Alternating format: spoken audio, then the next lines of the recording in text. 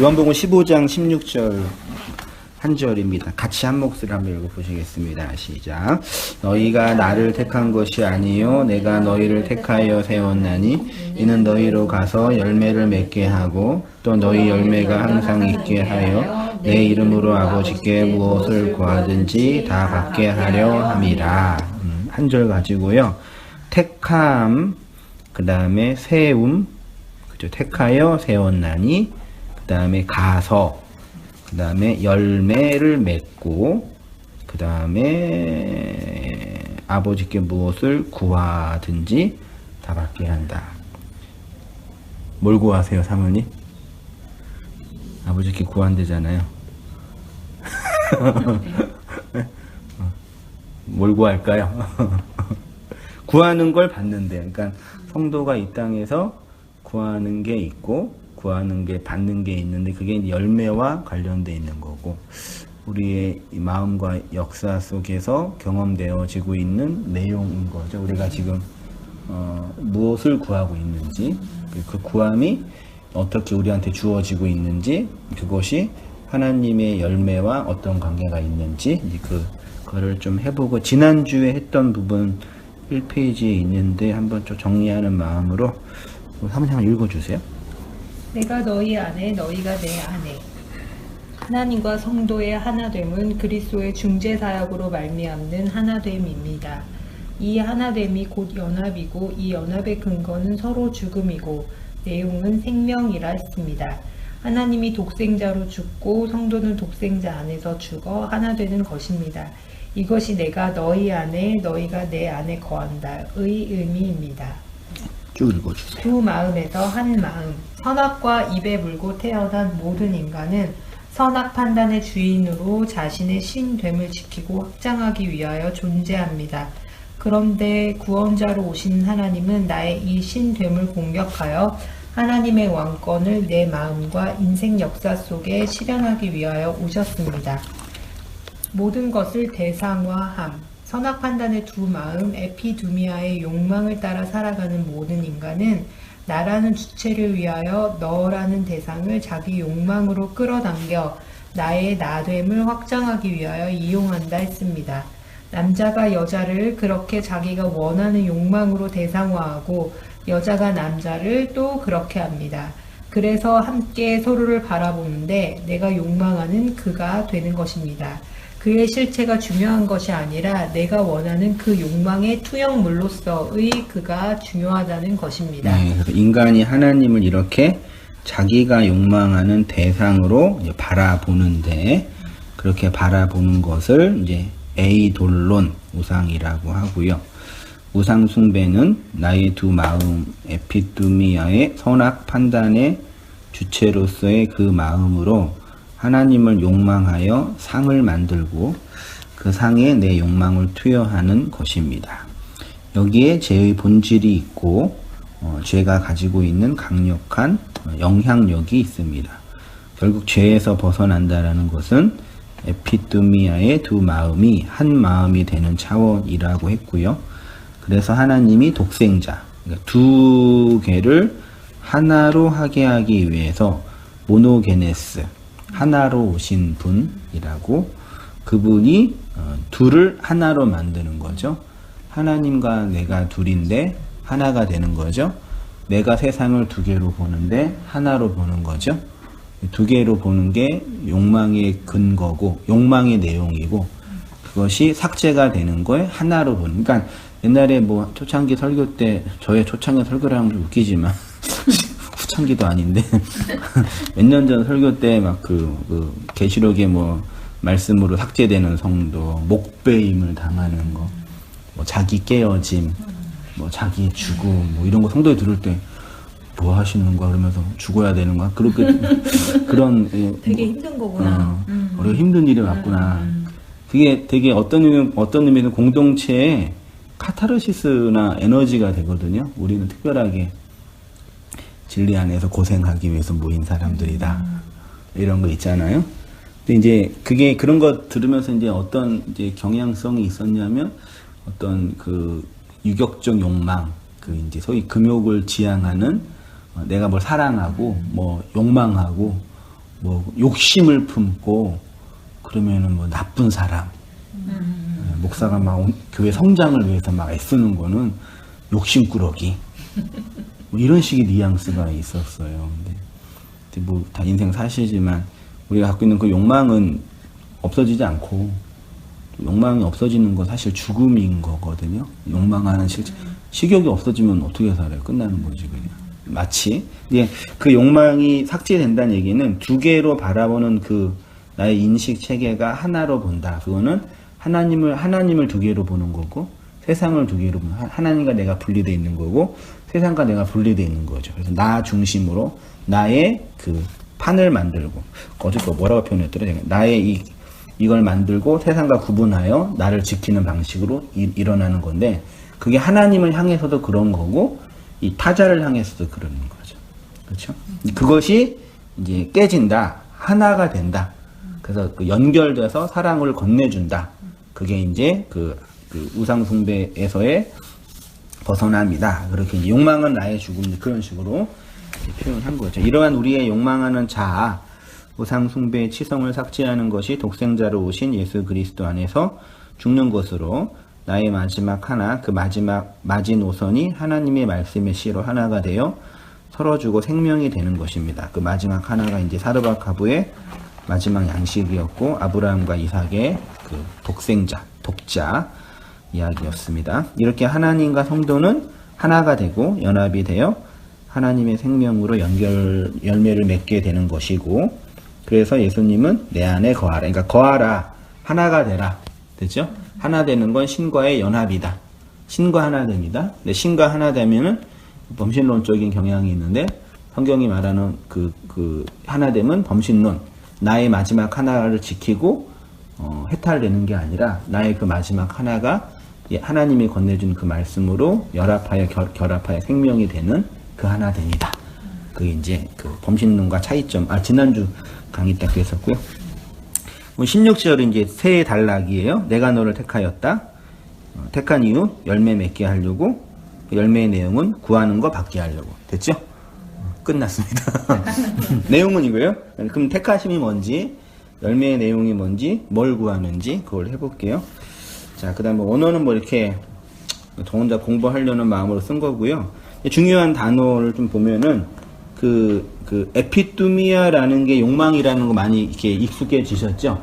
그 다음에 그 구하다, 기도하다가 아이테오라는 거고, 그 다음에 건네받다, 넘겨받다가 디돔이라 그랬죠? 그런 거 하나 익숙해지면 설교를 듣는 게 편하고요. 사실 제가 이렇게 막 다락방 설교도 이제 산상수훈 배경 속에 하는 거니까 상상수훈 배경의 언어들을 충분히 익숙한 분들이 들으면 쭉 따라오기가 편한데 저는 그 틀 속에 하니까 저는 제 길 가는데 이제 처음 듣는 분들 낯설고 이제 어색하죠. 그래서 되게 근데 그때 이제 저항감이 생기시더라고요. 성도님들. 모르는 말 예, 그러니까 사실은 뭐 스피치나 연설에서 기본적으로 대중들을 위해서 쉬운 얘기, 기본적으로 초등학교 4학년 아이들이 들을 수 있는 언어로 해야 한다고. 설교 언어도 사실 그렇게, 그러니까 초등학교 한 5학년 아이가 들어도 들을 만한 얘기를 해야 한다고 해요. 기본 신학교에서. 그래서 그거를 지향하기 위해서 언어를 쉽게 하는데 내용도 쉬워지니까 이 문제가 되는 거죠. 그래서 성도들이 준비하지 않아도 충분히 들을 수 있는 얘기를 하는 거죠. 그러니까 이걸 그러니까 어차피 저는 뭐 제 길 가는 거고, 뭐 아까 말씀하신 것처럼 싫으면 그냥 가시는 거니까. 그래서 그것 때문에 상처받는 분들께 이 교회는 뭐 엘리트만 다니는 데냐 막 이런 식으로 니네가 엘리트냐 막 이렇게 해서 이런 사람 저런 사람 있는 거지. 자기가 배우지 왜 배울 생각은 안 하고 속으로 그러는데 아무튼 뭐 그전에 했던 언어들을 좀 이렇게 숙지해서 쭉 나가면 저도 되게 마음 편안하게 하는데 항상 이렇게 마음 나눌 수 있는 언어를 공유할 수 있는 그 성도들만 계시는 게 아니라 낯선 분들 또 이제 여기다 참조 쓰시잖아요. 예. 말 그거를. 예. 그래갖고 나는 이거 써놔서 다행이다. 그치 그런 의도가 더 많이 있죠. 아니 우리 딸도 그렇고 신랑 같은 경우 이런 말에 대해서는 아무것도 모르고 그러니까 그래서 그런 그 에클레고라는 단어가 이게 택하다예요. 그다음에 휩하고는 가다 보시면 되고요. 이 페이지로 가셔서요. 그래서 택하여 세워 가서 열매 맺어 진리를 구하여 넘겨주는 삶. 그래서 중요한 단어가 에클레고 택하다, 티데미 세우다, 휩하고 가다, 페로 열매 맺다, 매노 거하다. 지난주에 매노 거하다라는 단어가 하나됨이라고 표현한 거예요. 아이테오 구하다, 디도미 넘겨주다 이렇게 되어 있고요. 택하여 세우심 이거 한번 왕집사님 읽어주셔요. 여기 택하다가 에클레오인데 모모로부터인 에코와 말하다, 모으다를 의미하는 레고의 합성어입니다.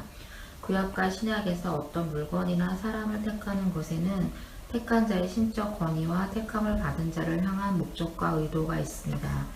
성경에서는 주로 하나님 나라의 구속사를 예표하고 설명하고 실현하기 위한 도구로 사물이나 사람을 택할 때 사용되었습니다. 그리고 신명기나 이사야에 이렇게 나의 택한 백성, 내가 너희를 택했다 이렇게 표현되어 있고요. 이사야 43장에 나 여호와가 말하노라 너희는 나의 증인, 나의 종으로 택하였다 그죠? 증인, 종. 뭘 좀 써먹으려고 하시나 봐요. 그렇게 많이 생각했죠. 아니 써먹으려고 하는 거예요 사실은요. 근데 그 써먹는 방식이 뭐냐가 이제 중요해요. 써먹다가 표현하면 좀 뉘앙스가 그렇지만 좋게 말하면 하나님의 영광을 위해서 하나님의 종이라고 하면 좋아했잖아. 종은 싫어. 하나님이 특별한 의도와 목적을 가지고 한 거라고 좋게 말하면 좋고 나쁘게 말하면 그냥 써먹으려고 어떤 의도를 가지고 한 거예요. 근데 이 세상에 존재하는 모든 것들은 창조자의 의도성이 내포되어 있는 거니까 어쩔 수 없는 거죠. 특히 구약에서는 하나님의 구속과 은혜를 받은 자로서 이스라엘을 택하였고요. 그들의 택하심은 하나님의 그 무엇을 증거하기 위함입니다. 예수님의 제자들을 택하여 세우신 것도 에클레고 티데미 하는 것도 같은 원리이고요. 그 다음에 택하신 이유는 그들을 세우기 위함인데 세우다라고 번역된 티데미는 구속사를 펼치기 위하여 언약에 담겨져 있다고 했습니다. 티데미가 구약에선 나탄이래요. 족장 시대부터 하나님의 족장들과 언약을 체결할 때 사용된 단어가 나탄이고요. 이 단어에는 신약 성경의 에클레고 선택하다, 티데미 세우다, 디도미 넘겨주다의 의미가 있고요. 택하시고 세우고 일어나고 건네주신다는 의미 안에는 하나님의 구원의 은혜를 베푸시고 하나님의 백성과 언약을 세우시고 그들의 인생을 인도하신다는 포괄적 의미가 이제 담겨져 있다. 그럼 이제 어떻게 택하냐? 말로 택한다. 그게 에크, 레고. 레고가 로고스, 레기야, 뭐 레마, 흐레오 이렇게 말과 관련된 언어예요. 언어 군지. 그래서 그 이제 그 신약 성경에서의 말이 가지고 있는 중요한 가치들이 이제 되게 중요한데요. 에크 말로 이렇게 부르다. 그러니까 신약 성경의 교회라는 단어가 에클레시아잖아요.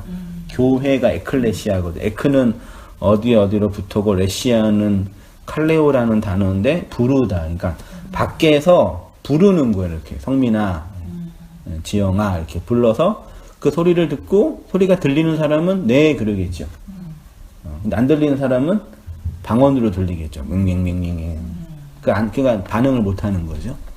그러니까 뭐 교회도 결국은 말을 건네고 이 세상의 언어를 건네서 그 언어에 네 하고 반응하는 사람들은 듣고 반응하지 않은 사람은 맹맹맹 들리고 옆에서 반응한 사람들 보면서 왜 그래? 귀신 들렸나? 뭐야? 그러니까 우리도 이제 예배 끝나고 말씀 나누는데 한 자매가 진리를 듣고 이 복음 안에서 자유를 누리고 기쁘고 행복하다고 이렇게 간증하고 고백을 하는 거예요. 말씀 나누는 시간에 옆에 있는 자매가 이제 진지하게 진짜 행복하시냐고. 뭐가 그렇게 행복하냐고. 뭐가 그렇게 말씀이 행복하냐고. 자기는 아직 그게 안 닿아오는 거예요. 역시 혼란스럽고 그렇게 하는 사람들을 보면서 그러니까 이게 틀리고 이상한 집단은 아닌데 나는 아직 아닌 거.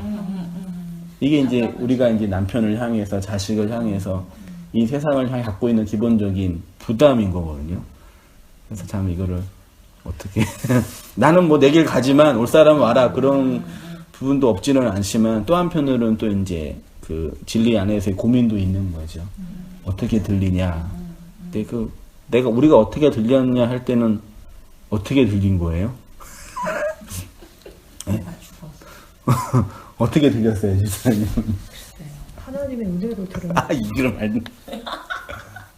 은혜가 없을 때 안 들릴 것 같아요. 그러니까 이게 들려온 가정이 있잖아요. 그 들려온 가정이 내 자식에게, 내 남편에게, 내 아내에게, 내 친구들에게 똑같이 경험돼야 되는 거죠.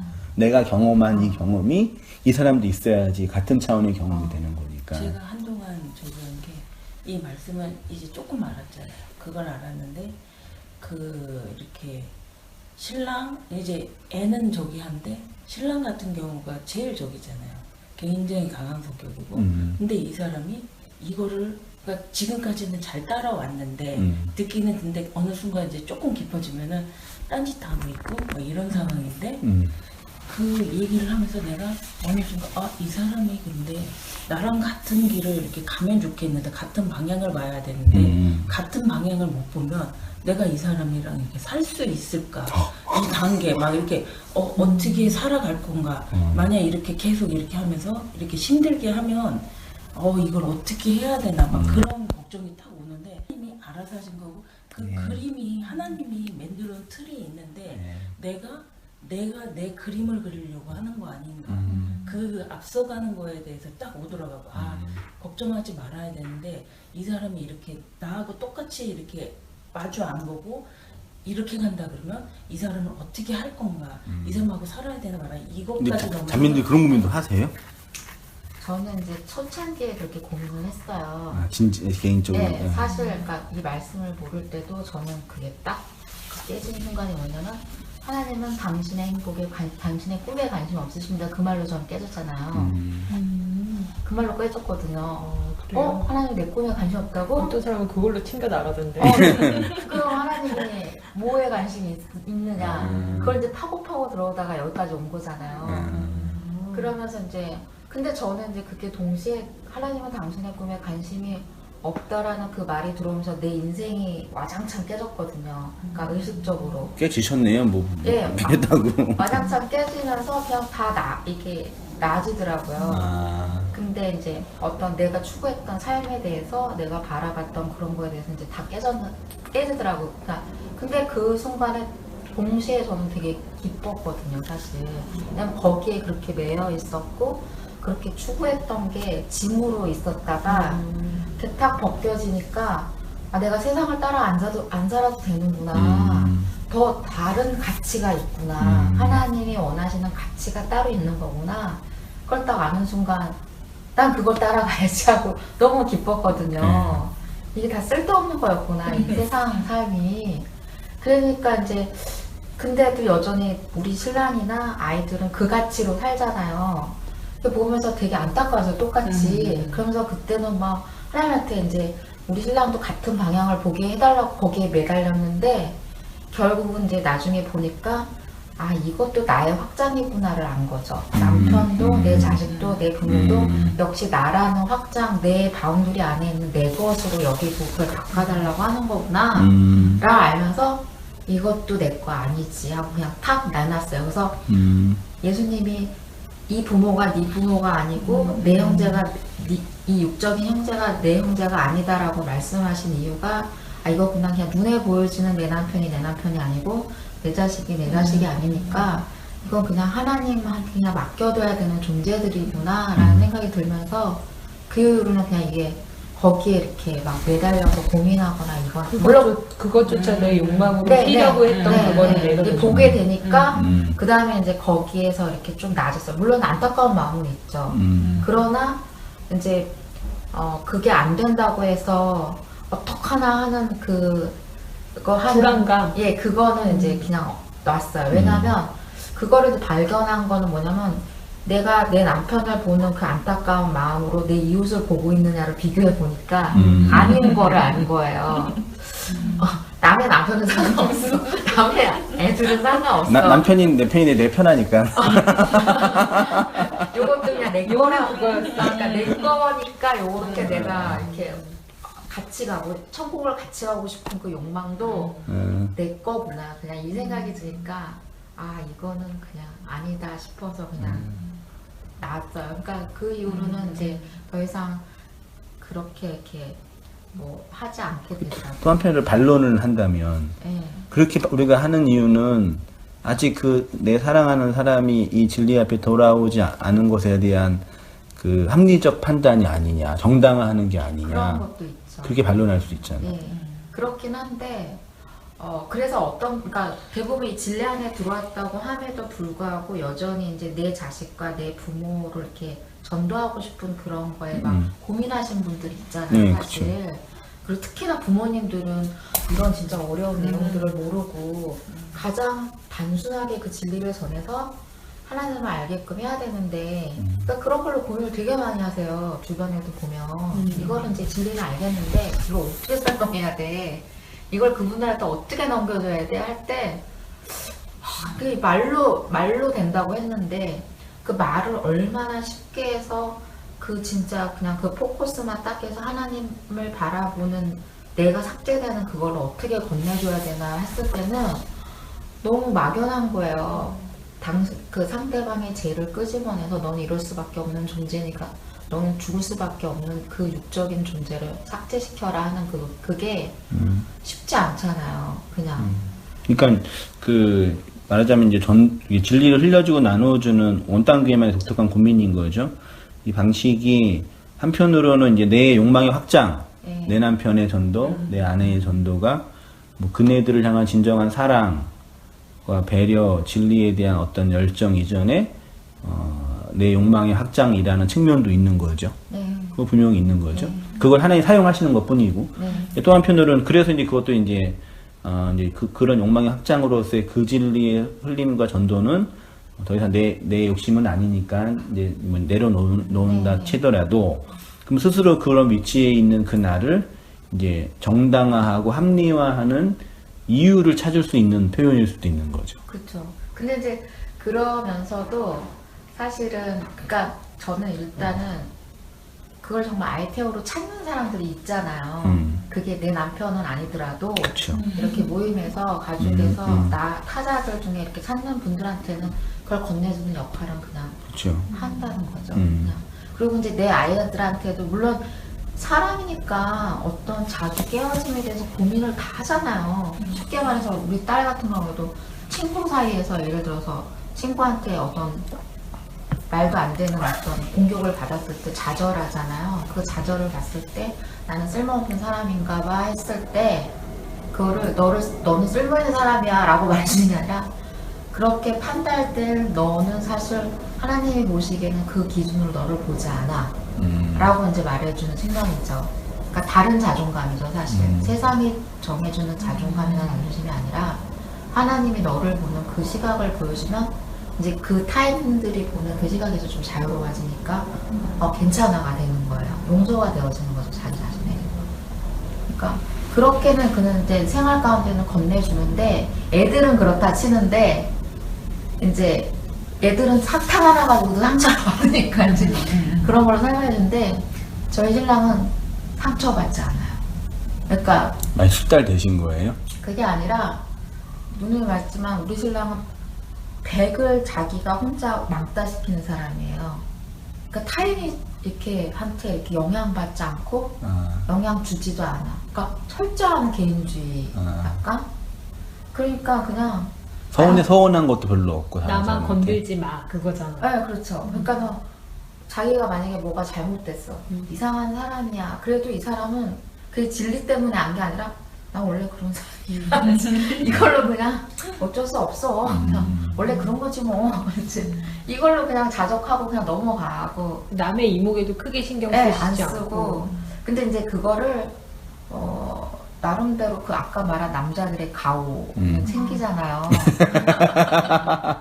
그것도 챙기세요 그거는? 네, 그거는 또 나름대로 챙기는데 그게 혹시나 무너졌다 하더라도 크게 뭐 이렇게 또 실망하거나 그걸 세우려고 노력하거나 고생을 많이 고생을 안 해봤어요? 마음 고생이나 실체적인 그러니까 신체적으로 지금 어렸을 때 수술을 크게 해서 환경적으로 이렇게 내가 처신해야 할 위치 속에 자연스럽게 익숙해져 있다든지 그러니까- 누구 눈치를 보면서 있을 수밖에 그렇죠. 없는.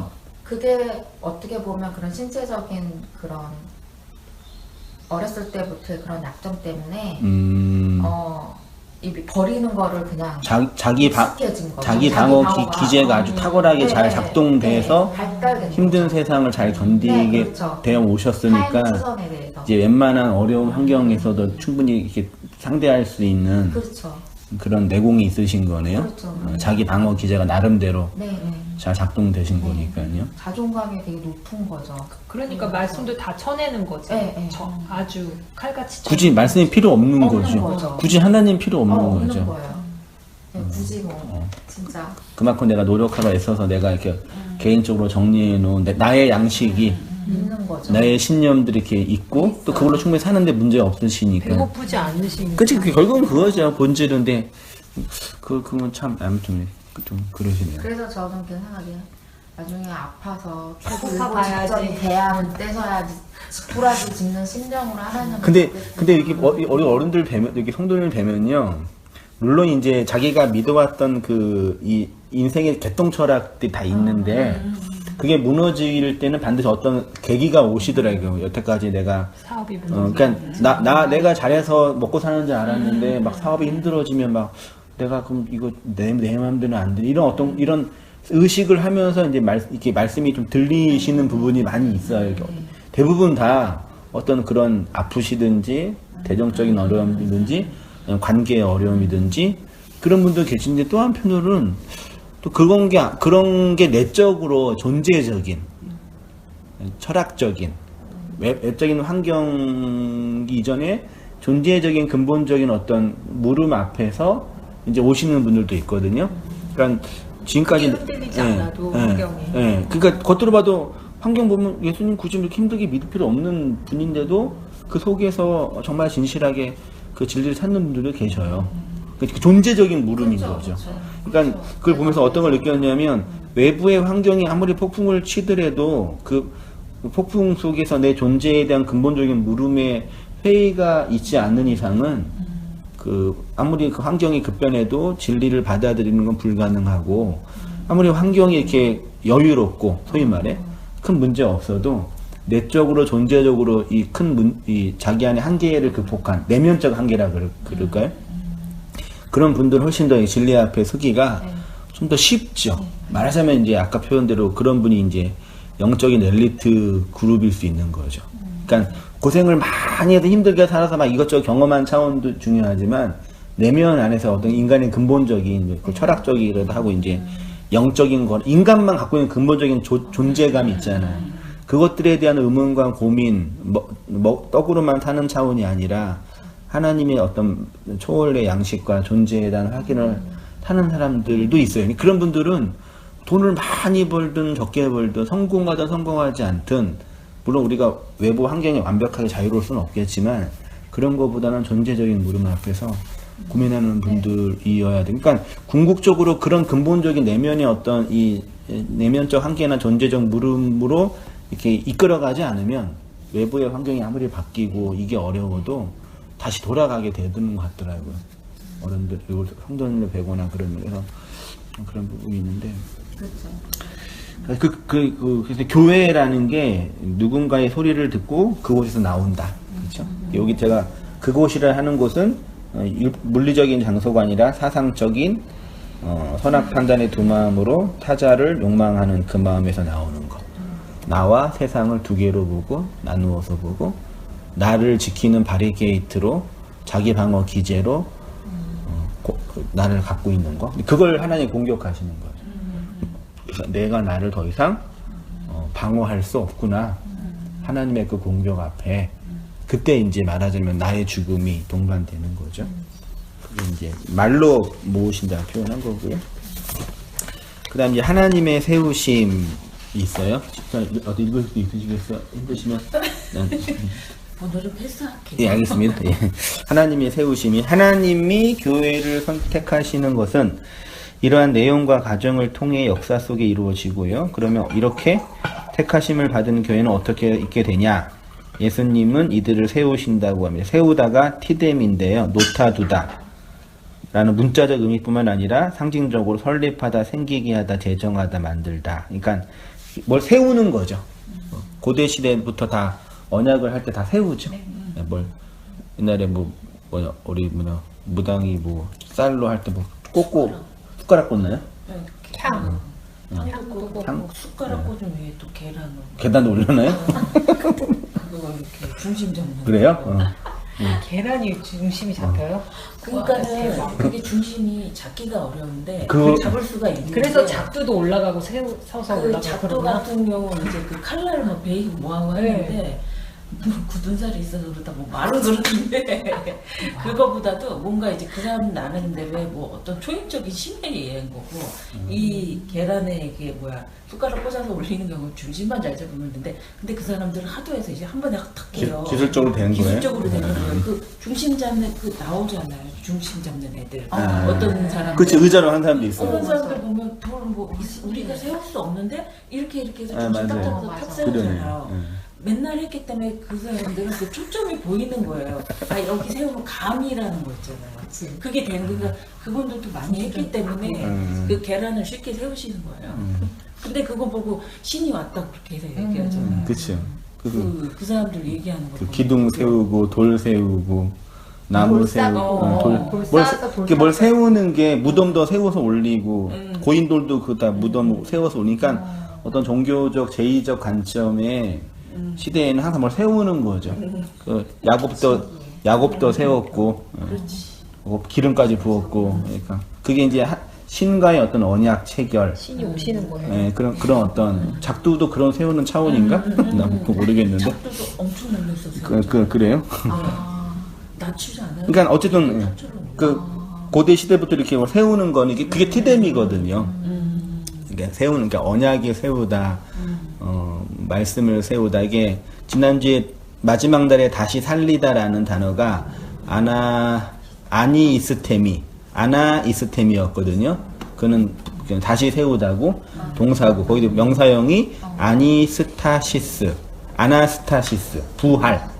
위로 똑바로 서다. 그러니까 우리가 예수님 믿으면 부활한다는 얘기는 나중에 죽어서 이렇게 어떤 초자연적인 이런 차원을 얘기하는 게 아니라 그건 가봐야 아는 거고 지금 예수 믿고 이 언약으로 똑바로 세워지는 거죠. 이렇게요.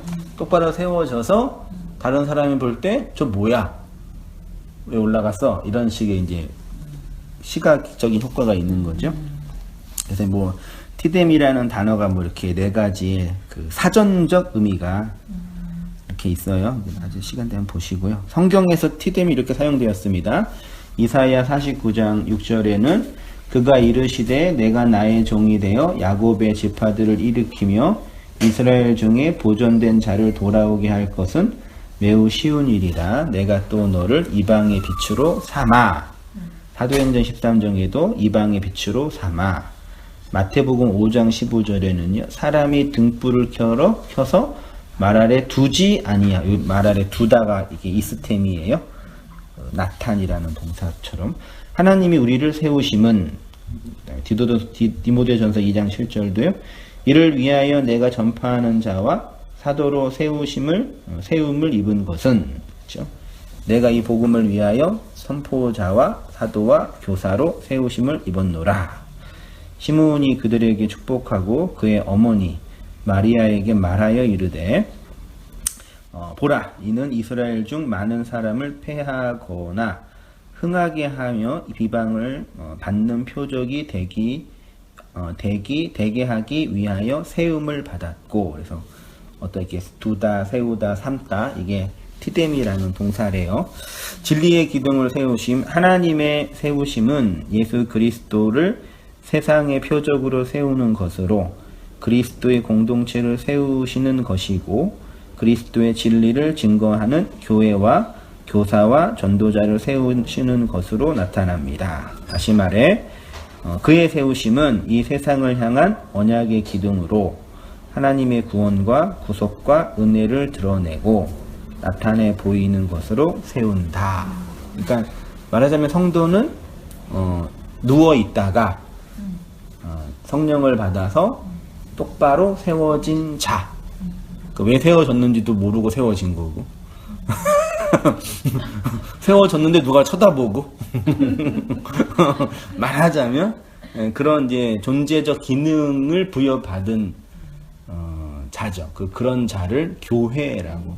그래서 그거는 이제 우리가 이제 인문학적으로 하나의 특별한 목적과 계획과 의도를 가지고 특별한 뜻이 있어서 이렇게 불러주셨다라고 좋게 얘기하는 건데, 실제로는 뭐 세상에 그 고린도 전서 4장인가 세상 끄트머리에 구경거리가 되게 한다는 게 그 세우는 거거든요. 하나님의 말씀을 담은 자로 진리에 이끌려가는 어떤 사람으로. 근데 그것을 잘하면 내가 열심히 노력하고 잘해서 이렇게 세워진 나를 누군가한테 영향을 주어서 그도 세울 수 있는 기술이 된다면 할만하잖아요. 근데 이거는 할 수가 있는 게 아니에요. 그러니까 저도 이렇게 말씀 사역하는데 느끼는 게 뭐냐면 열정적으로 하잖아요. 능동적으로 하고. 제가 뭐 수동적으로 사역하나요? 그렇죠. 이렇게 능동적으로. 근데 사역이 현실은 수동이에요. 이해되지나? 그러니까 내가 성도를 선택할 권한이 없고. 그러니까 말씀을 찾고 진리를 찾는 분들에게는 아주 능동적인 적극적인 관계인데 그걸 의도적으로 선택하거나 조정할 수가 있는 게 아니에요. 그렇죠. 그러니까 이게 어떤 의미에서는 성도의 부르심의 핵심이라고 생각이 들거든요. 그러니까 내가 선택해서 가끔 나도 이렇게 교회 리더고 담임 목사인데 성도를 보면 진짜 이분들 나 선택하고 온 거잖아요. 간도 보고 이 정도 뭐 괜찮네, 뭐 성격은 별로지만 쓸만하네, 뭐 들을만하네. 그러다 오신 거거든요. 좋아요. 근데 한편 나도 선택하고 싶어. 넌 가. 넌 와. 근데 그럴 권한이 없어요. 설교자에게는 그럴 권한이 없고. 주시면 주시는 대로 받아요. 세상 끄트머리에서 끌려가요. 그렇다고 내가 잘해가지고 또 내가 나한테 감화받고 오시는 분도 아니고, 그 진리를 이끌어서 오시는 거니까. 옛날에 그 교회 오셔서 은혜 받고 감동받고 이렇게 감사하다고 하신 분들 보면 너무 감사하고, 근데 또 몇 개월에 또 안 보이시면 또 그러시지 내가 뭐 잘못했나. 한동안 한 1년, 2년 동안 되게 그것 때문에 많이 상처라기보다는 신경이라보다는 뭐라 그럴까요? 되게 예민했어요. 그래서 막 어느 날 막 그러면 막 일주일 동안 잠도 못 자고 막 내 설교가 뭐 문제가 있나? 내가 뭐 잘못했나? 그런 고민하는데 말이 나가든지 목사님 마음에 안 들어요. 이런 태도가 싫어요. 그러든지 그냥 이렇게 사정 때문에 간다고는 표현하시는데 그런 거 이제 겪으면서 이제 뭐 사람에 대한 원망이나 신뢰의 상실 이전에 이거는 이제 내가 성도들을 선택한 것도 아니고 내가 설교를 잘하고 내가 다른 목사보다도 능력이 있어서 하는 게 아니라 그 진리에 그 말씀에 이끌려 그 말씀이 이끌으시는 과정에서 이제 만나고 그 말씀으로 교제하는 하나님이 보내준 세상이구나. 그걸 확인을 하니까 이제 좀 정리가 되고, 물론 인간적으로 좀 아쉬운 부분도 있고 좀 더 말씀을 잘 듣고 진리 앞에 돌아오면 훨씬 더 그 자유 안식 가운데 있는데 그런 분들 너무 많아요, 교회. 그 어느 때 막 뇌를 자르고 집어넣고 싶어요, 이렇게 진리를 이렇게. 수술. USB처럼 그냥 딱 집어넣어서 삐리륵 해가지고 용서, 사랑, 안식. 좋겠는데 이게 그렇게 안 돼요. 여전히 그 마음과 그 두려움 때문에 고민하고 있고 어떻게 해야 되냐고 반론도 하면서 답을 찾는데 자기 마음도 자기가 모르는 거죠.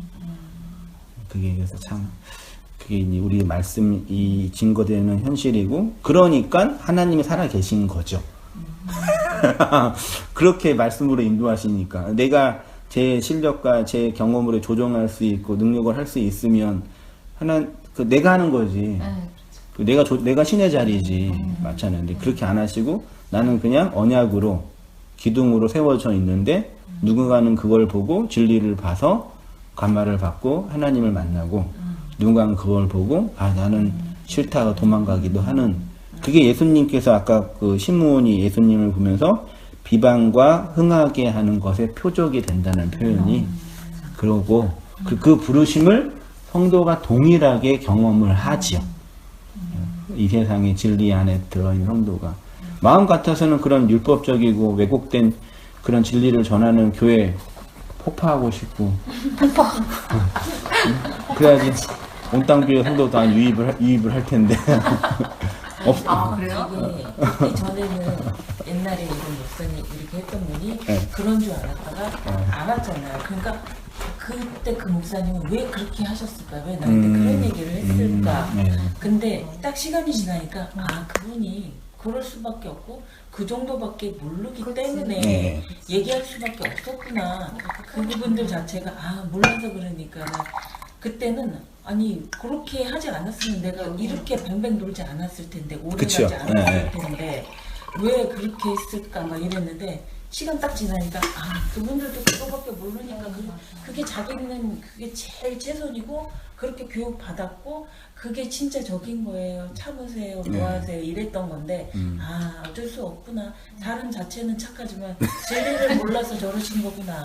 그리고 이제 이해가 되는 거죠. 그렇죠. 사람 자체는 그분들은 착한 분인데 그 수준밖에 모르시니까 그 수준밖에. 근데 모르고 착한 게 더 무서워.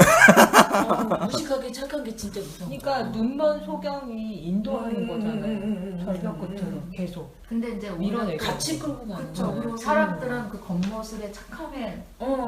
매료돼서 그분을 절대 또 신뢰하잖아요.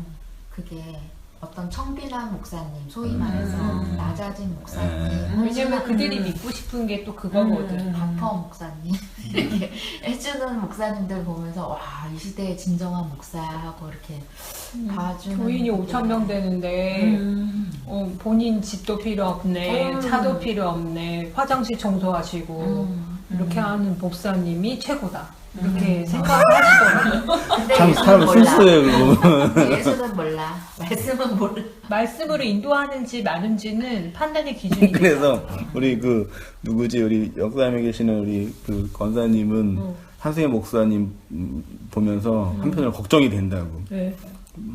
왜? 왜? 욕망이 충실한 사람이 될까봐? 뭐지? 그러니까 진리를 전하는데 하고 싶은 거 다 할 것 같다고. 이해되나? 그래서 그런 걸로 또 문제 삼는 분들이 있잖아요. 소위 진리가 됐다는 하는 분들이 좀 막 사는 모습, 네. 좀 자유하다는 이유도 없이 이유로. 그냥 그치 막 자유하다 나는 없다는 그 이유로 이제 내가 내놓는 거는 뭐 상관없다는 식으로 이제 막 싸우시는 분들이 있으니까 그런 걸로 또 문제제기가 되는. 그렇게 보여지는 게 올바른 거구나 생각이 들었어요. 그 한다는 얘기가 아니라요.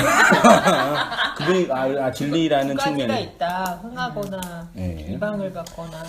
그렇고요. 그다음 열매를 맺게 하기 위하여 오늘 본문에 예수님이 제자들을 택하여 이렇게 세우시는 이유는 열매를 맺게 하기 위함이라고 하고요. 그다음에 열매를 맺게 하려고 가서 열매를 세워서 택하여 세우고 가서 열매 맺는 거예요. 그렇죠? 택하여 에크레고 세워서 티데미하여 가서 이게 가서가 휘파고라는 단어인데요. 이게 끌고 가다, 데려가다, 인도하다 그런 뜻이래요. 어떤 목적과 의도를 향해 가는 것을 휘파고라고 합니다. 누구든지 너로 억지로 오리를 가게 하거든 그 사람과 심리를 동행하고 여기 동행하고가 힙하고래요.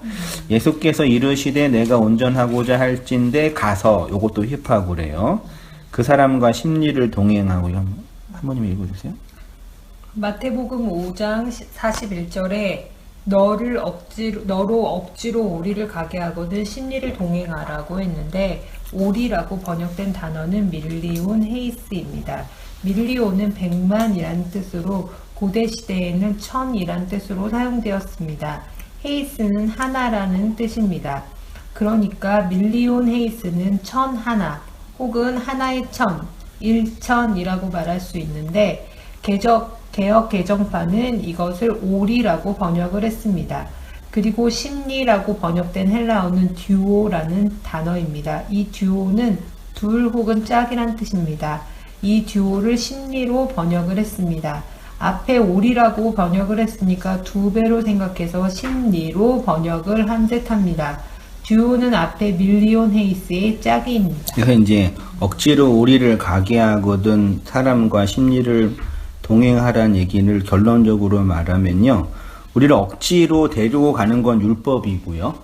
율법이 우리를 강압하거든요. 율법의 강압 속에서 온전하는 것을 건네주라. 보세요.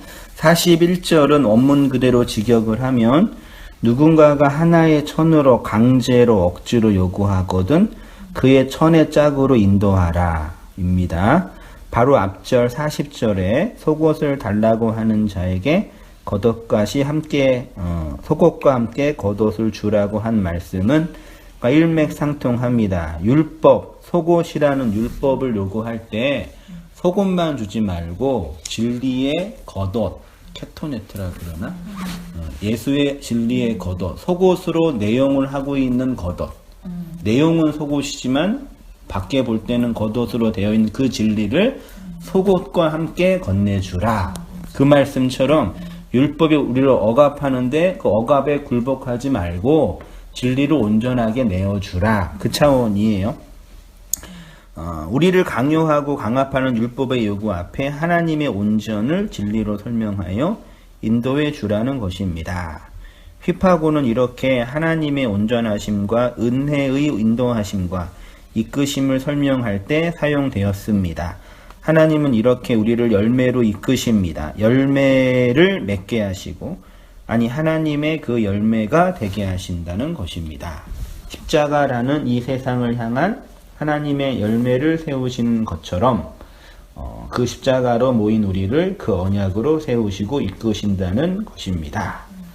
예수님은 이렇게 제자들을 택하여 세워서 열매를 맺게 하고 그 열매가 있게 하여서 하나님께 구하여 받게 하신다고 합니다. 쉽게 말해 예수님이 우리를 택하여 세우시는 이유는 뭐요? 열매 맺게 하기 위함이고요. 그 열매가 아버지께 구하는 아이테오를 받는 거죠. 그러면 열매는 내가 구해서 하나님이 디도미 해준 거네요. 그럼 열매가 뭐겠어요? 내가 이 세상에서 구한 게 뭐예요? 우리가 뭘 아이테오 해요? 하나님 자신이죠? 그럼 하나님 자신을 아이테오 하잖아요? 그럼 하나님한테 하나님 자신을 넘겨주시네요? 그럼 그 열매를 어떻게 나타나요? 네, 하나님들로 나타나는 거죠. 됐죠? 네. 볼게요. 우리가 노력하여 애써서 내는 우리의 열매가 아니라 하나님이 예수 그리스도를 통해서 구하게 하시어 넘겨주시는 것입니다. 그래서 예수님은 이런 말씀을 하십니다. 거짓 선지자들을 삼가라. 양의 옷을 입고 너희에게 나아오나 속에는 노력하는 일이라. 그들의 열매로 그들을 알지니 가시나무에서 포도를 엉겅퀴에서 무화과를 따겠느냐. 좋은 나무가 나쁜 열매를 맺을 수 없고 못된 나무가 아름다운 열매를 맺을 수 없느니라. 아름다운 열매를 맺진 아니하는 나무마다 찍혀 불에 던져지느니라. 이러므로 그들의 열매로 그들을 알리라. 열매는 그가 좋은 나무인지 못된 나무인지 알 수 있게 하고요. 아름다운 열매를 맺지 아니하는 나무는 찍혀 불에 던진다고 하고요. 20절에 그러므로 그들의 열매로 그들을 알게 된다는 것은 거짓 선지자인지 참 선지자인지 진리 선지자인지, 그러니까 거짓 선지자는 나쁜 열매를 내고 진리 선지자 참 선지자는 좋은 열매를 맺는다. 그치? 열매는 다 맺어요. 네, 그 열매가 무엇인지를 통해서 그가 거짓 선지자, 그러니까 거짓말을 하는 사람인지 진리를 말하는 사람인지 구분하는 거예요. 거짓 선지 보세요. 거짓 선지자의 열매. 거짓 선지자가 헬라어로요. 푸슈도 프로페테스래요. 단어도 길어요. 요거는 거짓말하는 거짓을 의미하는 푸슈데스와 미리 말하는 자, 앞서 말하는 자를 의미하는 프로페테스의 합성어랍니다. 고대 시대에는 종교적 제의 때 신과 합일하여 무아지경에서 미래의 일들을 미리 말하는 자들을 지칭하였고 그 무당이었죠. 예언자. 그렇죠. 신약 성경은 선지자, 예언자로 번역을 했고요. 성경이 말하는 선지자와 예언자는, 그러니까 보편 종교에서 예언자는 미래의 일을 말하는 사람이죠. 무당한 때 전보로 가는 것도 미래가 궁금해서 사업을 하는데 미래가 불안해서. 사업을 하는데 우산 장사 해야 할지 얼음 장사 해야 할지 물어보는 거잖아요. 주식을 사는데 대박이 나지. 삼성을 사야 할지 뭘 사야 할지 미래에 될 일을.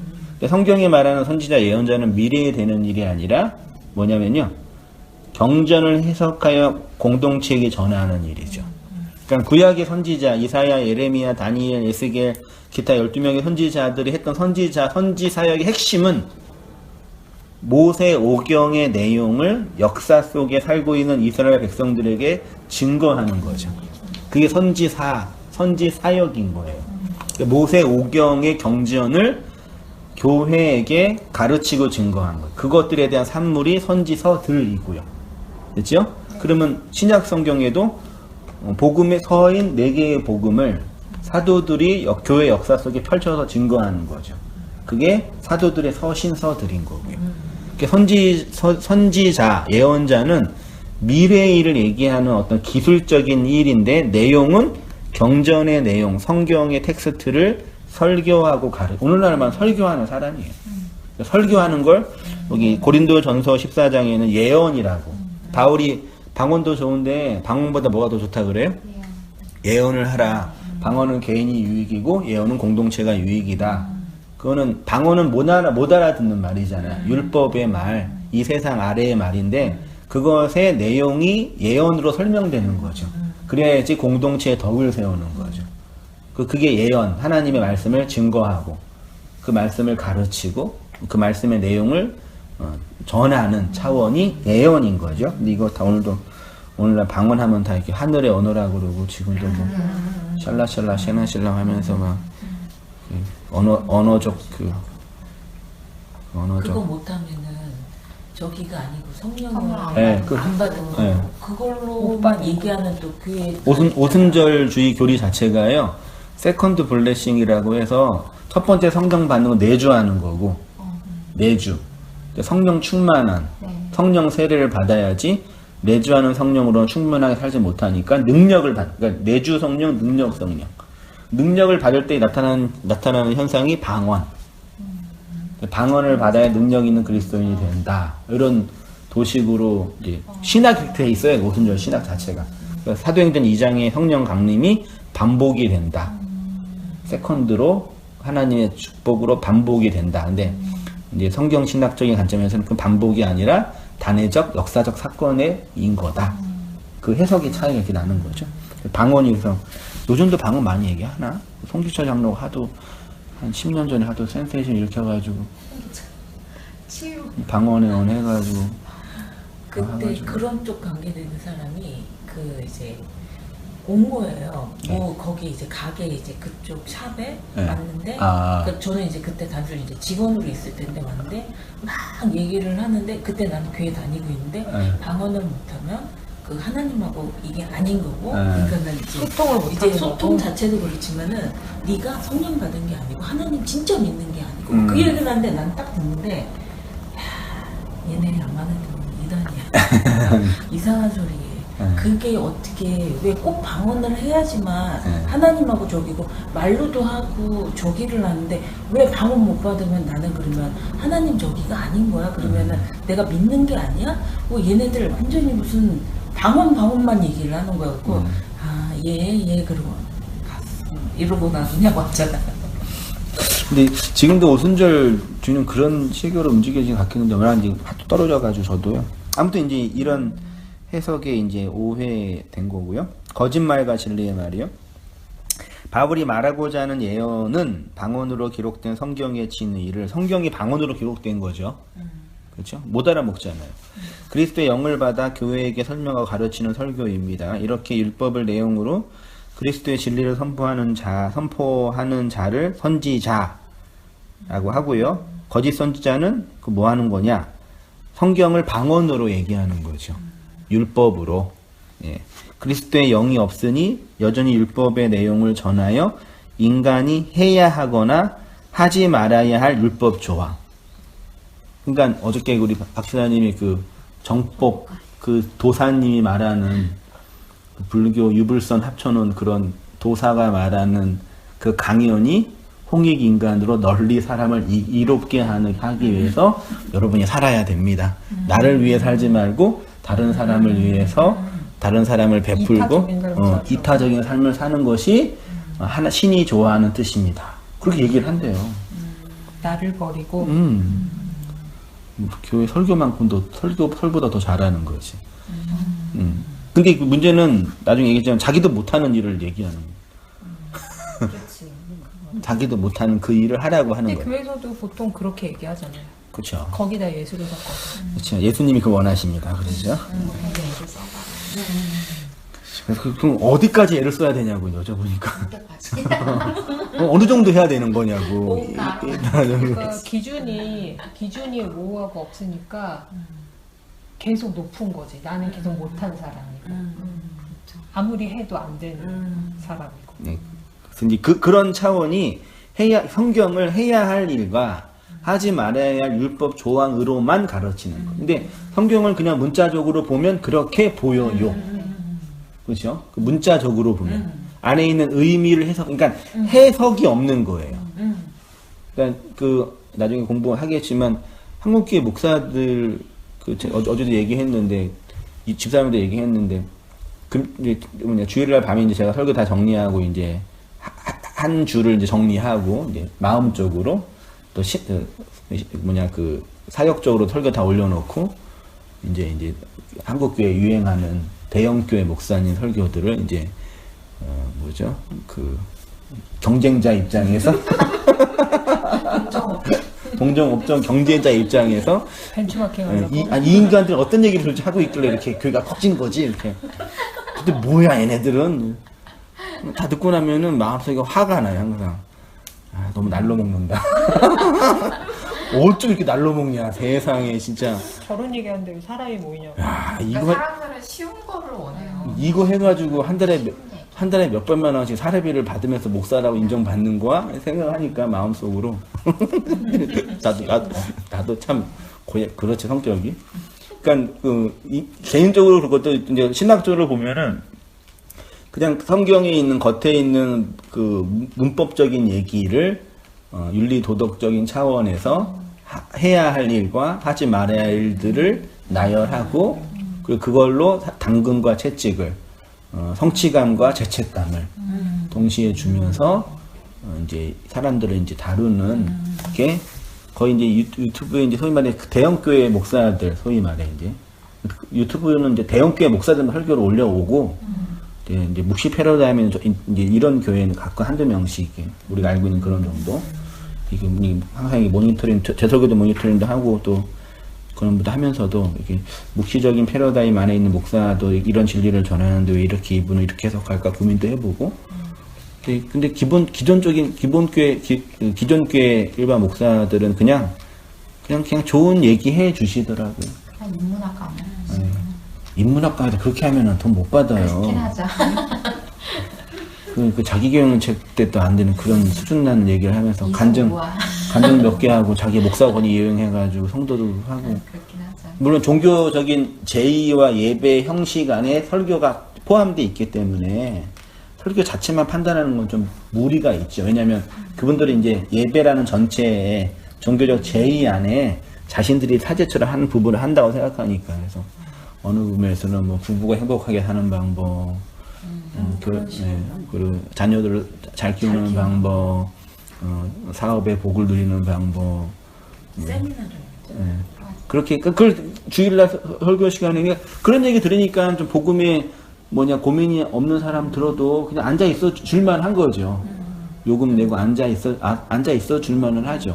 그런 저항감 없고 목사님 밥도 주고. 그러니까 나는 애는 이제 그 대형교회를 다니는데 걔는 항상 나한테 전화와서 고민하는 게 언니 목사님은 섬겨주라고 그러고 참아주라고 그러고 그게 성도가 사는 삶이라고 얘기하는데 아, 난 이 미치겠. 구역 예배 나가면 꼭 비기 싫은 구역장 때문에 구역에 있고 싶지 않은데 참아야 되냐고요? 참아주니까 참아주는 걸 거기다 적용하는 거예요? 그렇죠. 아. 그럼 어떻게 해야 돼? 도대체 이 사람은 왜? 그러니까 거기서 항상 태클 거는 사람이 있나 봐요. 오히려 그러니까 제 입장에서는 그런 사람은 오히려 진리 쪽으로 올 가능성이 더 있는 거예요. 아, 그러니까 그러니까 정식적인 그런 훈련을 받아도 거기에 항상 태클을 건대요. 부정적으로 내용이 이런 거 맞아? 이러고 그럼 이제 주변은 쟤 왜 저래? 모난 돌같이 계속 불편한 거죠.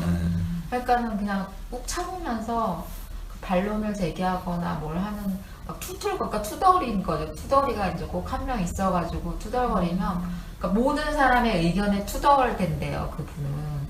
그러니까 어느 곳에서도 긍정하지 않는 거예요. 네, 그러니까 이제 얘는 그게 너무 불편하고 교회에서는 섬겨주라고 하는데 저 무역장은 왜 저 모양이지 막 이러면서 불면이 막 나오는 거죠. 그러니까 그런 걸로 갈등해요. 자꾸 그러니까 이 성경을 율법과 도덕 그 어떻게 하라는 걸로 계속 이렇게 설교는 내려오는데 목사로부터 내려오는데 자기 삶은 그게 되어지지도 않고 되지도 않고 하고 싶지도 않아. 마음이 바뀌지도 않는데. 그러니까 그럼 구역으로 옮겨봐? 이제 막 어떻게 해야 되고 나한테 질문해요. 그 구역 옮기면 거기 가면 또 없을 것 같아? 너 쓰레기차 피하다가 똥차 똥차 만나. 그러니까 너가 그 생각이 바뀌지 않으면 사람은 다 똑같아 이제 얘기를 해주는데 맨날 그거예요. 맨날 이 교회 저 교회 그러면서도 죄책감은 늘어가는 거예요. 그렇죠. 그럼 본인에 대해서 죄책감을 그러니까 맨날 전화하는 이유가 항상 그놈은 이제 이 부수적인 그런 사람들 때문에 이 엄마들 사이에서는 어떻게 해야 되고 교회에서는 어떻게 해야 되고 맨날 이 고민인 거예요. 시댁하고 다 인간관계잖아요. 그냥 한 닭가리 좀 하라 하면 안 되나? 걔 쳐 그냥 한 대 그냥. 근데 한덕거리 하면 좀 조용해졌는데. 그렇긴 하죠. 근데 그렇게 하고 들어오서 안 건드려 그러면. 그러고 나서도 또 본인이 또 이제 불편하고 막 한 닭가리가 부담스러운 거죠. 그렇게까지 하고 싶어. 그런 측면이 이제 율법 거짓 선지자 그러니까 성경이 말하는 거짓말은 그거예요. 내용 안에 있는 내용을 의미화하지 못하는 거를 이제 거짓말이라고 하는 거예요. 그리스도의 영이 없으니 여전히 율법의 내용을 전하여 인간이 해야 하거나 하지 말아야 할 율법의 조항을 가르치고 전하는 이들이 바로 거짓 선지자들이고요. 그래서 그들은 그리스도의 영을 말로 전하지 못하니까 열매를 내지 못하는 자이고요. 불임 상태. 성경이 말하는 열매는 태의 열매예요. 태의 열매. 나의 열매는 내 자식이죠. 그치? 성도가 그런 열매를 내는 거예요. 내 안에서 내 밖에 흘러나오는 것은 말이고 말이 영으로 사람들의 마음에 떨어지면 그들을 생명되게 하죠. 그렇게 살아난 자를 내가 전한 말의 열매. 이거 이해되시나요? 마지막에 그렇게 살아난 자를 내가 전한 말의 열매. 그러니까 내 열매는 나를 통해 내 안에 있는 씨죠. 말이 씨죠. 예수가 건네진 그 씨죠. 그 예수 거죠. 내 거 아니죠. 그럼 내 안에 있죠. 내가 건네야 되죠. 근데 예수 거죠. 그 말로 누군가가 땅에 있는 자가 그 말로 생명을 받으면 살아나죠. 그 생명은 누구 거예요? 예수 거죠. 내 건 아니죠. 그치만 내가 건넸죠. 이해되시나요? 자식 낳잖아요. 내 씨죠? 내 유전자이죠? 근데 나는 아니죠. 내 마음대로 못하죠. 나랑 다른 애죠. 그치만 내 말로 건네받은 거죠. 그게 태의 열매잖아요. 그러니까 이 땅에 있는 성도가 열매를 낸다는 얘기는 하나님께 구하는 거예요. 뭘 구하냐면 나 안에 도란 이 말이 나처럼 나의 생명을 흘러나가서 이 땅에 있는 아래의 세상에 살고 있는 여전히 누워있는 사람들에게 그 말이 떨어지면 살아나는 걸 구하는 거죠. 그렇죠. 그렇죠. 아까 그런 측면에서 보면은 사실 아까 두 마음을 하나로 보는 게 그게 뭐라고 그랬죠? 그 에피투미아의 두 마음을 하나로 보는 게 어떤 열매적인 측면이잖아요. 그런 측면에서 봤을 때 여전히 내 남편은 일어서지 못한 사람이고 내 남편도 그러니까 아이들도 그러니까 진리적인 측면에서 못 들어왔다고 판단하는 건 여전히 내가 두 마음으로 보고 있는 거잖아요. 선악으로 너는 지금 악한 상태야라고 있는 측면인데 그게 아니라 이제 내가 그들을 말씀 그리스도로 해석해주면 사실 그들은 일어서는 거거든요. 내 안에서는, 네, 내 그렇죠. 측면에서는. 그런 측면에서는 내가 그들을 살리는 그 측면이 또 되는 거예요. 그러니까 내가 해석을 해서. 그렇죠. 그러니까 제가 얼마나 며칠 전에 묵상한 게 뭐냐면, 그러니까 어떤 분은 이 세상은 다 없어, 죽어, 이런 하시는 거 보면서 내 보기에는 다 말씀들인데 왜 다 죽었다고 그러지? 자기가 말씀해줬으면 말씀을 다 살릴 수가 있는데, 그런 생각이 드는 거예요. 그러면서 묵상이 되면서 아담이 짐승들을 자기 앞으로 짐승의 존재들을 사람인 세워진 내가 불러들여서 이름을 불러주잖아요. 이름을 지어주잖아요. 창세기에 보면. 그 측면에서 그 이름이라는 건 사실 말씀이잖아요. 의미를 보여주는 거잖아요. 너는 그리스도야. 너는 예수야. 너는 생명이야. 라고 이름을 붙여준다는 건 그건데, 그렇게 짐승이었던 그 존재들을 내 앞으로 그러니까 내 안으로 끌어들여서 내 안에서 이렇게 생명으로 다시 재해석하는 것. 그 측면에서는 내 안에서는 살아나는 존재들이 되는 거잖아요. 그 측면에서는 그렇게 되면 진짜 하나로 보는 안식이 되는 거고. 그렇죠. 네. 네. 그 측면에서는 다 살아난 존재들인 거죠. 사실. 내가 판단하는 신학적 근거로 구원 받았다 못 받았다라고 말하는 게 어느 선까지는 가능할 수 있을지 몰라도 모든 걸 다 완벽하게 설명해 낼 수는 없는 거니까요. 네. 마지막 단락이요. 예수님이 제자들을 택하여 언약으로 세워 열매를 내게 하시는 것이 바로 이러한 원리입니다. 우리들에게 이 진리의 복음이 들리기 이전에 누군가가 우리에게 그리스도의 말을 영으로 전하였고, 그것은 복음을 전한 그가 하나님께 구한 아이테오였겠죠. 그가 구하였기에 하나님의 생명으로 건네주신 거죠. 열매로. 그의 열매로. 나는 누군가의 자식이잖아요. 그렇죠? 누군가의 열매인 것처럼, 누군가의 자식인 것처럼 누군가의 열매인 거죠. 누군가의 아이테오로 하나님의 건네받은 열매인 거죠. 이해되시죠? 그렇죠? 교회가 성장하고 확장해 간다는 개념이 이거죠. 그러니까 지역교회는 문 닫고 무너지기도 하고, 오늘도 오면서 500억짜리 누가 큰 교회를 졌는데 교회가 부도나서 300억에 이단이 사갔다고, 목사들이 교회 크게 짓고 싶어서 난리 났다고 그러는데, 그러니까 교회는 무너지고 이단에 팔려가기도 하고 목사들이 뭐 타락도 하고 막 말도 안 되는 일 하는데, 그 안에서 진리의 생명은 하나님의 말씀을 받은 성도는 아이테오하고 하나님의 건네져서 디도미하여서 교회는 세워가는 거죠. 말씀을 흘러가는 거죠. 이거는 말씀을 전하고 말씀을 나눌 때 확인하는 현실인 거죠. 하나님이 계시구나. 말씀이 하나님인 거구나 확실히 확인하는 거죠. 그래서 그리스도의 말로 하나님의 열매가 된 성도는 성령이 내는 열매가 사랑, 희락, 화평, 오래 참은, 자비장성, 충성, 온유, 절제라고 합니다. 바울이 표현하는 성령의 9가지 열매는 아홉이라는 수로 상징된 아래의 세상에서 율법으로 감지되는 그 무엇이라 할 수 있습니다. 이것은 사랑의 열매, 희락의 열매, 화평의 열매로 각각 내는 것이 아니라 단수예요. 그래서 뭐 나는 사랑이 약하다, 충성이 강하다, 뭐 이런 식의 그 큐티적 표현은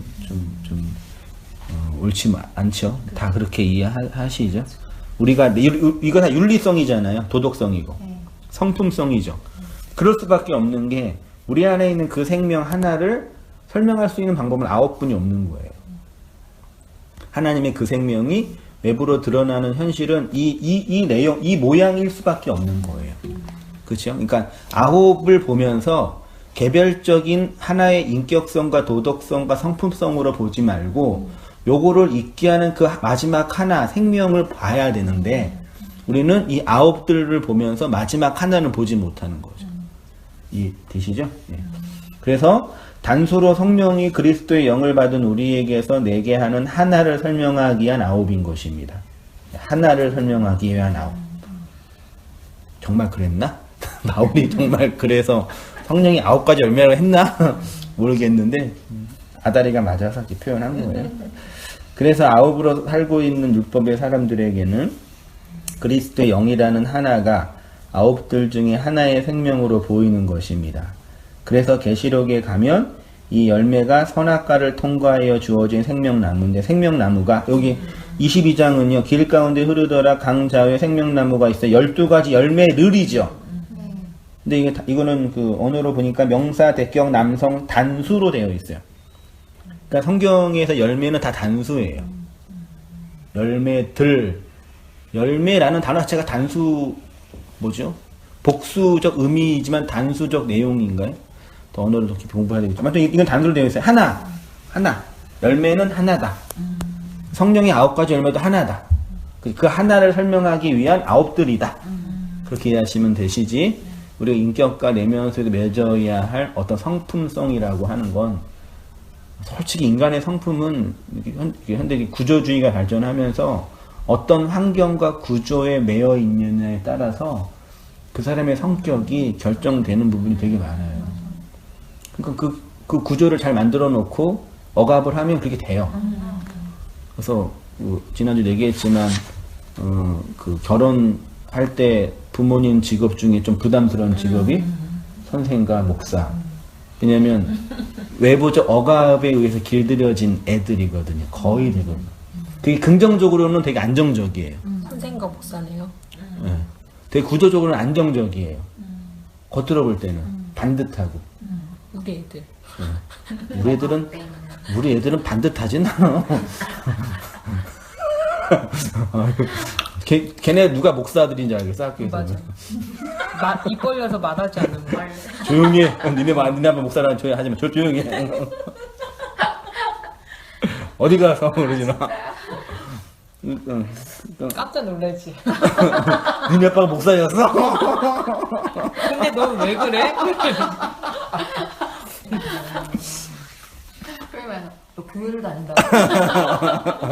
네가 교회를 다녀? 못 되고 그런 건 아니에요.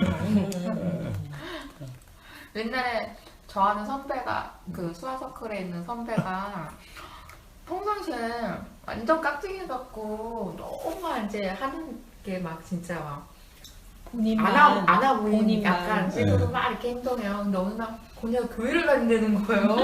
깜짝 놀랐어요. 그래서 언니가 교회를 다녀? 그러니까 교회 다닌다고 하면 이제 선입견이 반듯하게 이렇게 하고 막 좀 이타적이고 그치, 착하고 그치. 난 생각해주고. 그럴 것 같은데 이 언니가 교회 다닌다는 거예요. 그래서 언니 교회 다녀요? 그랬더니 나 교회 다녀 이러는 거라서 어느 교회 다녀? 했더니 실만한 교회.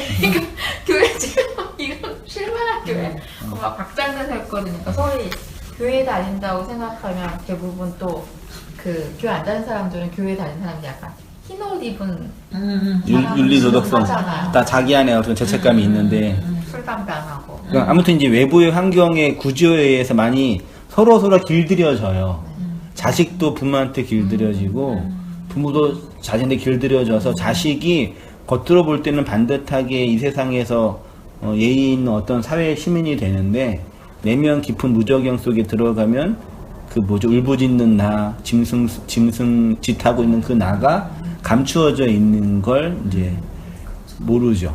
그러니까 어떤 계기가 되거나 형편이 되면은 확 일어나서 내가 이런 막이었나라는 자각할 때가 있는데, 우리는 어쨌든 교회에 오거나 교육을 받으면서 그런 가면들을 쓰는 기술만 익히니까 가면 쓰기 기술, 페루소나 잘 쓰기 방법 을 적절히 배우면서, 물론 적절히 써야지 사람한테 좀 피해 덜 주니까 써야 되는데 내적으로는 그런 부분이 있죠. 그렇게 성격은 외부의 구조에 의해서 만들어질 수 있는 부분이 좀 있어요. 그래서 우리가 뭐 마음이 생활이 여유롭거나 형편이 좋으면 행복하고 기쁘고 다 착하게 보이고 대통령 마음에 들고 맞아.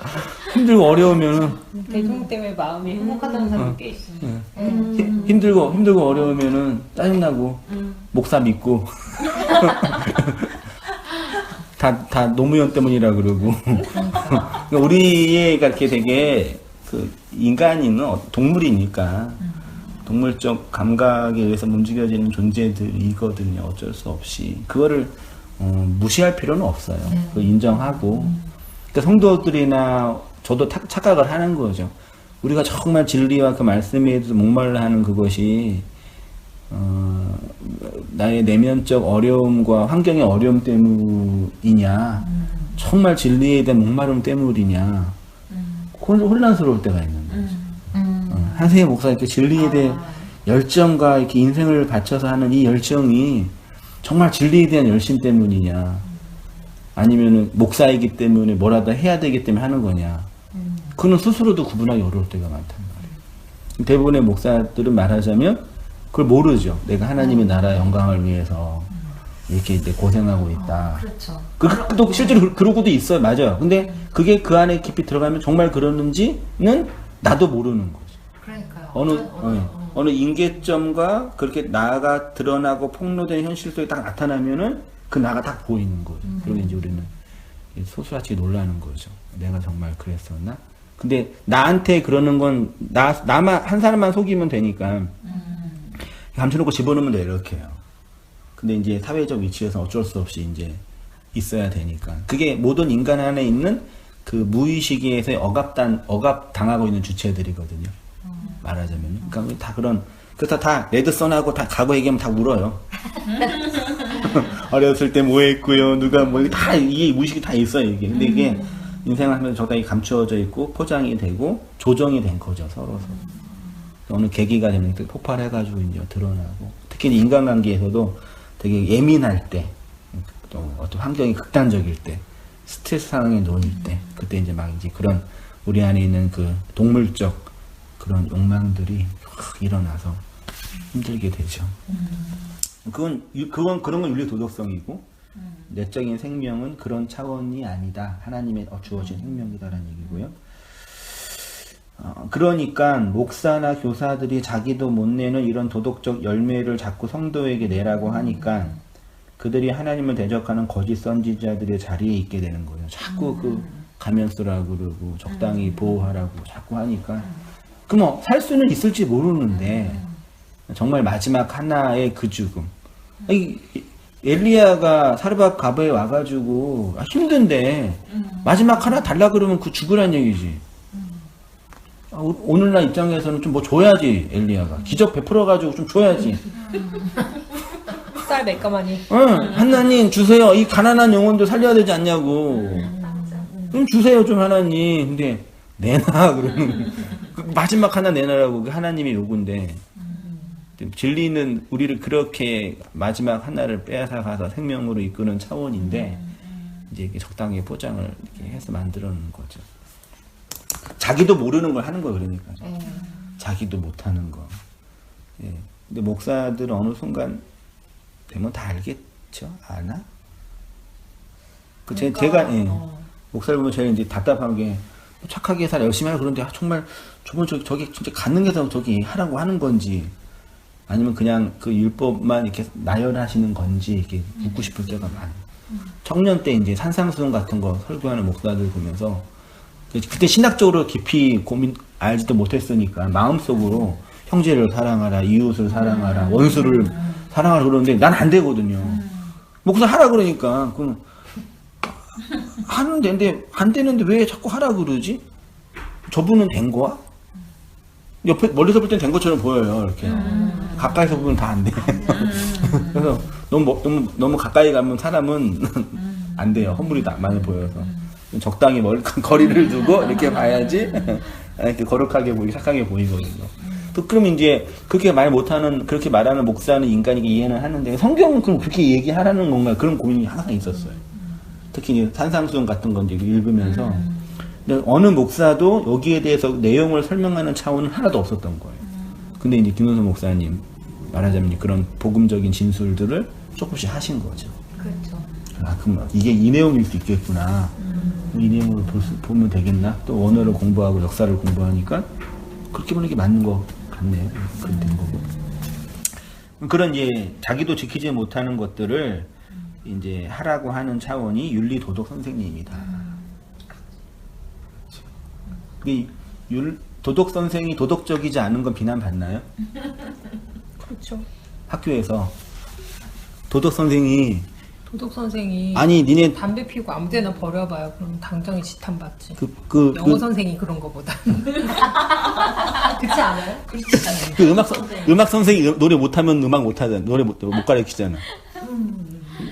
근데 경제학 교수가 그 주식 날려먹으면 교수에 잘리진 않잖아요.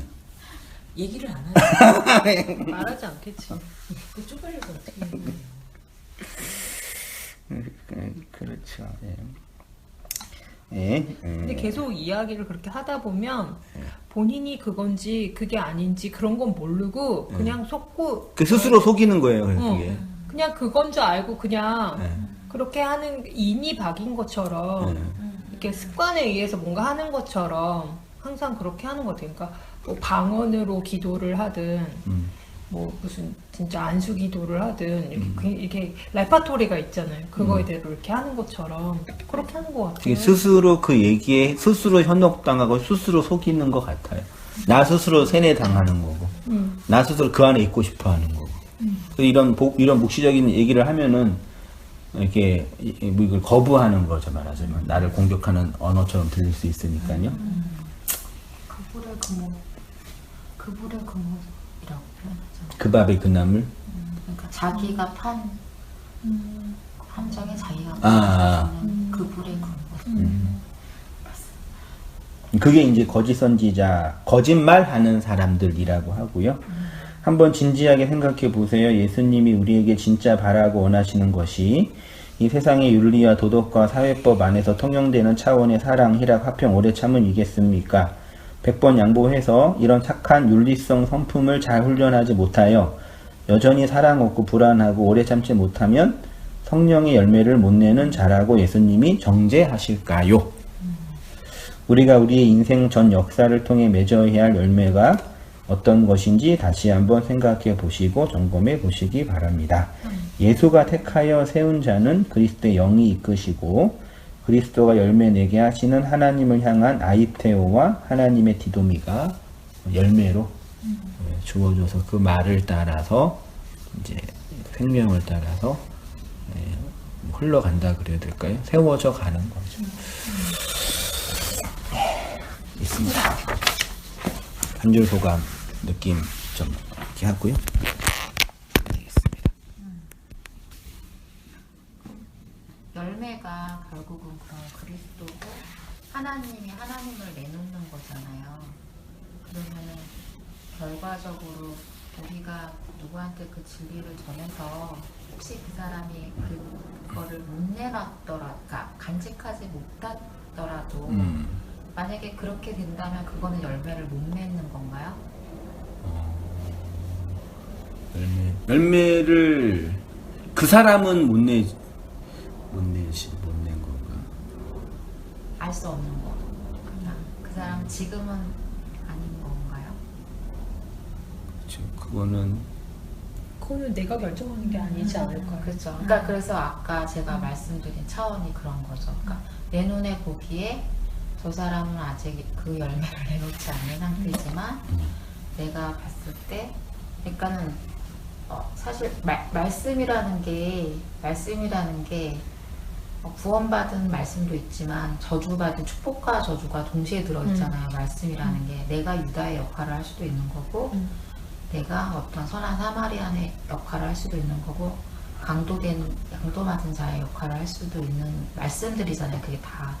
그걸로 봤을 때 결국은 말씀인 거죠. 사실은 어떤 면에서 저 사람이 예수를 지금 거부하는 거잖아요. 내가 진리를 건네는데 예수를 거부했잖아요. 그러면 예수를 팔아먹는 그 말씀짓을 하는 거고 거짓 선지자의 말을 막 하고 있다. 그게 또 어쨌든 말씀인 거잖아요. 말씀 속에도 거짓 선지자가 나오니까 사실 그래서 그런 봤을 때 내가 귀 쓰일 그릇이 있고 천이 쓰일 그릇이 있다고 하는 말씀이 그 말씀들 안에 선한 그러니까 우리가 생각하는 그 진리적인 차원에 들어온 그 선한 말씀을 내는지 아니면 악한 그 말씀을 내는지 어쨌든 말씀이라는 거. 그러니까 그 말하자면 이게 진정한 의미의 불순종은 없거든요. 그렇죠. 그 차원의 그러니까 말씀드리는 저들은 거예요. 불순종으로 순종하고 있는. 그렇죠. 그쵸. 말장난처럼 들릴 수 있는데 그런 거. 그러니까 엄밀하게 보면은 그러니까 이 세상에는 하나님의 섭리와 주권과 계획 없이 벗어나는 게 없으니까. 우연으로 움직여지는 하나도 없고 우리가 단지 해석하지 못하고 모르는 거니까 불순종하는 것처럼 말씀을 받지 않은 것처럼 보여도 그 사람은 그 불순종으로 말씀을 받지 않는 것으로 하나님의 말씀에 순종하고 있는 거죠. 그렇죠. 이 논리적으로 보면은 근데 이제 우리 경험적으로 말씀을 나누거나 진리를 소통하거나 하는 차원에서는 인간적인 경험적인 아쉬움과 안타까움, 기대 이것이 전혀 없을 수만은 없는 부분이 있는 거죠. 그리고 이제 더 들어가서 만약에 처음에 초창기 때 이 진리를 들었을 때 가장 고민되어지는 게 그거였거든. 저는 만약에 그럼 내가 구원받지 못한다면, 내가 만약에 그 소위 말해서 하나님이 쓰레기통으로 쓰신다면 나를 꽃병으로 쓰지 않고 나를 버려지는 그 쓰레기통으로 쓰신다면 나는 그걸 받아들일 수 있나? 그것까지도 용납이 되나 하는 그게 되게 고민이 됐거든요. 그렇죠. 너무 슬픈 거잖아요. 구원의 확신 중에 하나가 네. 하나님이 나를 지옥으로 보내도 그건 하나님의 뜻이면 가는 것. 그럼 그게 이제 지옥이 천국이겠죠. 언어적 표현을 한다면. 근데 그런 의미에서의 하나님과의 신뢰나 관계나 그 하나님의 그 마음을 헤아리는 차원이라고 표현할 수 있는 것 같아요. 그렇죠. 말로는 내가 티끌이고 난 죽을 수밖에 없는 존재라고 무수히 말은 하지만 정말 그래 너 티끌이야 나 버려 했을 때 그걸 정말 받아들이느냐 이 말이 이게 그렇죠. 그런 경험이 이제 자기의 어떤 근원과 그 욕망의 무저갱을 보는 차원인 것 같아요. 주의 종이라고 제일 좋아했는데 진짜 종이면 짜증 나는 거지 어떻게 보면 그거 그렇죠. 아들이고 싶은데 종으로만 해갖고 종이라도 대접받고 싶은데 그런 측면에서 그냥 아니 뭐 종이고 쓰레기통이고 너는 없는 거라니까 말해주면 이제 편한 거예요. 어떤 면에서는 너는 그냥 없는 존재라니까 나는 너를 그냥 아들로만 본다니까 되게 이제 완전 삭제잖아요. 티끌이고 나머지 티끌 자체도 아니라니까 없는 거라니까 말해주면 진짜 이제 자유한 거죠 그냥. 난 거기까지 생각을 안 했어. 집사님 혹시 뭐 나누시거나 느낀 게 있으시면 일단은 그냥 이거 듣는 거 자체가 좋았다는 거하고 그 알아가고 있는 상태니까 여기서 이제 부분적으로 이해 안 된 거는 그 주일날 들었잖아요. 그 부분에서 조금 알았지만은 이해가 안 되니까 그거를 지금 3번인가 들었어요. 그래서 오면서 계속 듣고 그래서 어느 부분에서 이게 그 얘기였구나 그래갖고 좀 알아듣고 또 뭔가 더 있는데 내가 못 알아들은 것 같아. 그러니까 저 같은 경우가 이게 접한 지가 오래된 거는 아닌데 이거에 대해서 알고는 싶고 그러니까 그 집사님하고도 얘기한 게 그거예요. 내가 어느 날 보면 진리에 대해서 이렇게 탐구하는 것 같기도 해요. 근데 지금 와서는 그거는 이제 조금 넘어서서 그러니까 진리에 대한 것도 있지만은 그 구원에 대한 거 진짜 내가 뭔지 티끌 그렇구나 이제 그거를 이게 가는 단계이다 보니까 이거에 대해서 더 알아야 되겠고 내가 그러니까 한편으로 마음이 급한 게 식구들 이거에 대해서 전해줘야 되고 얘기를 해야 되는데 많이 모르니까 나는 속에서 막 그게 아니야 막 이러는데 이거를 풀이를 못 해주니까 그냥 와라고 할 수가 없고 그러니까 어느 날 내가 막 이렇게 그 어떤 분이 막 이렇게 막 자기 혼자 열심으로 그래서 옆에 주변을 힘들게 하는 걸 봤어요. 저 사람 열심으로 해서 옆 사람 자체도 너는 내 수준 안 따라오면 너는 안 돼. 너는 믿음이 없는 거야. 이렇게 하는 걸 봐요. 그리고 그 얘기를 옮겼어요. 여기는 그거 자체가 잘못됐다. 이게 아닌데 그렇게 하네? 그래서 내가 우리 신랑 이제 초진자였는데 아닌 것 같아. 나와. 때리고 나왔어요. 그랬는데 여기 이렇게 하면서 마음이 급한 게 이걸 설명을 해야 되는데 안 되고 있고 그러니까 내가 더 알아니까 집사님은 그냥 하면서 그 들은 만큼만 들은 만큼 하면서 그러니까 얘기 자체 안 되니까 나도 아는 부분만 조금 얘기하고 그런 식인 거예요. 그거를. 그래서 이렇게 그러니까 계속 듣고 뭐 근데 요즘 와서 보이는 거는 이 사람 신랑의 그 이렇게 상태를 보면서 나를 보는 거예요 자꾸.